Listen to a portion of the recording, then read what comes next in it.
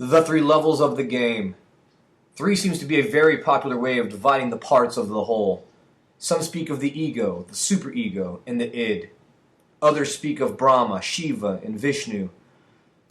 Let us then divide capoeira for didactic purposes into three levels. Keep in mind that these three levels occur simultaneously. However, in any given individual, due to his or her personality, knowledge of the game, and level of maturity, one of the three aspects will manifest itself more strongly than the others.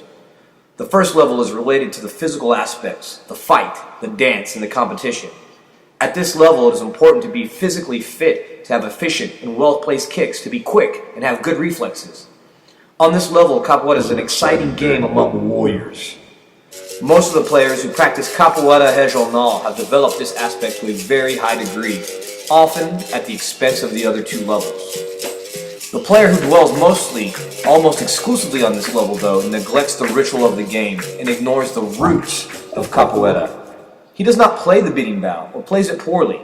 He does not sing. He is interested only in playing capoeira, usually in a very methodical way, and often in an aggressive manner. He thinks in terms of winning or losing, and he worries about his image and what others will think about him.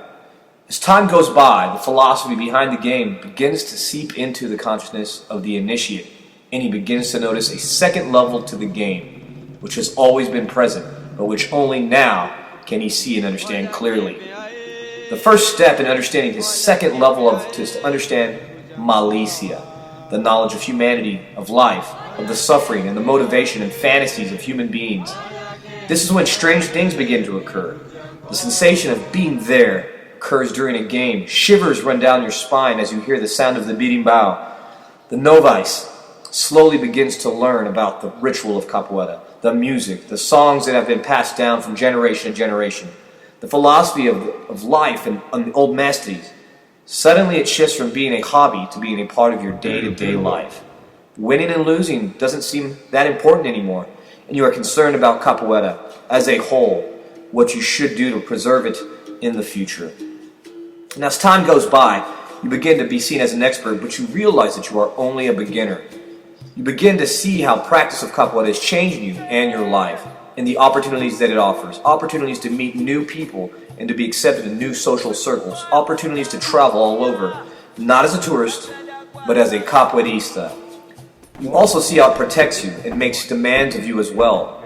You begin to think about capoeiristas of the past, and the odd inheritance passed down from master to student. Sometimes it seems that the game represents something greater, as if it were a reflection of life itself, a reflection of the way different individuals interact with one another, each according to his or her own personality. According to this vision, capoeira is a school where one learns a specific kind of knowledge, how human beings behave toward each other and play the game of life with one another. You feel this odd sensation that something is about to be revealed to you. The feeling you get when someone's name you cannot remember, but it's at the tip of your tongue. And then 20, 30, 10 years go by and you are a master, and no longer exists any distinction between you and capoeira. You live it. You are one and the same. You now possess penetrating glance that is able to discern what goes on between two players, not only on a physical level, but also on the mental and spiritual levels. You no longer feel the necessity or the urge to experience this or that new or unknown hobby. You no longer feel the need to measure yourself against someone who is said to be a great player.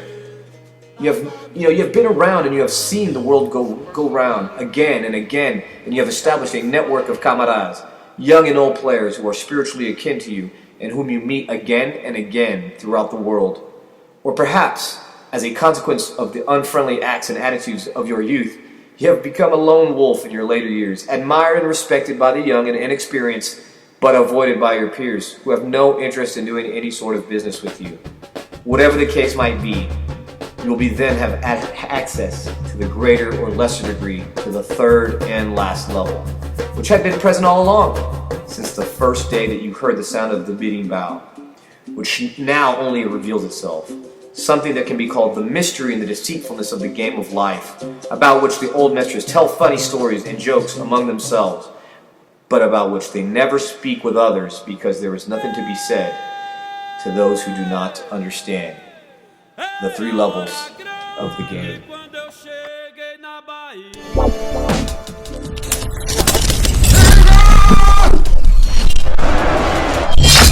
And don't forget to like, share, comment, and subscribe.